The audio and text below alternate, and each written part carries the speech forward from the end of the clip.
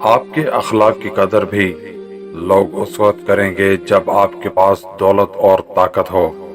غریب کتنا ہی خوش اخلاق ہو، لوگ اس کے اخلاق کو اس کی مجبوری سمجھتے ہیں۔ اس سے تو خاموشی بہتر ہے کہ کسی کو دل کی بات کہہ کر بھی اس سے کہا جائے کہ کسی سے نہ کہنا۔ یہ ضروری نہیں کہ جو خوبصورت ہو وہ نیک سیرت بھی ہو۔ کام کی چیز اندر ہوتی ہے، باہر نہیں۔ مظلوم کی تکلیف تو چند ساعت کی ہوتی ہے، مگر ظالم ابدی مصیبت میں مبتلا ہو جاتا ہے۔ اگر توکل سیکھنا ہے تو پرندوں سے سیکھو کہ وہ جب شام میں اپنے گھروں کو جاتے ہیں تو ان کی چونچ میں کل کے لیے ایک دانہ بھی نہیں ہوتا۔ حقیقی بڑا تو وہ ہے جو اپنے ہر چھوٹے کو پہچانتا ہو اور اس کی ضروریات کا خیال رکھتا ہو۔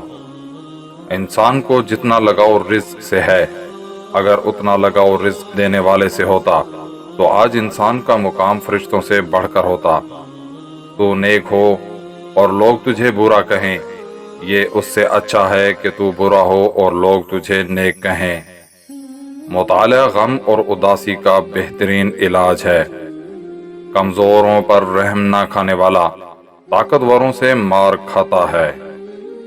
انسان کے علم کا اندازہ تو ایک دن ہو ہی جاتا ہے، لیکن نفس کی خباثت کا پتہ برسوں میں بھی نہیں چلتا۔ زندگی کی درازی کا راز صبر میں پوشیدہ ہے۔ فکر آخرت قلب کا چراغ ہے، جب وہ نہ رہے گا تو قلب کی روشنی جاتی رہے گی۔ احساس کیا ہے؟ دوسروں کی تکلیف کو اپنی تکلیف سمجھنا۔ سب سے زیادہ سخت گناہ وہ ہے جو اس کے کرنے والے کی نظر میں چھوٹا ہو۔ بچے کی تمام ضروریات کو خود پورا کرو اور اسے ایسے عمدہ طریقہ سے رکھو کہ وہ دوسروں کی جانب نہ دیکھے۔ بڑے بڑے متکبروں اور سرکشوں کو بھی خدا کے سامنے جھکے بغیر چارہ نہیں۔ دنیا بے وفا اور انتہائی ناقابل اعتبار ہے۔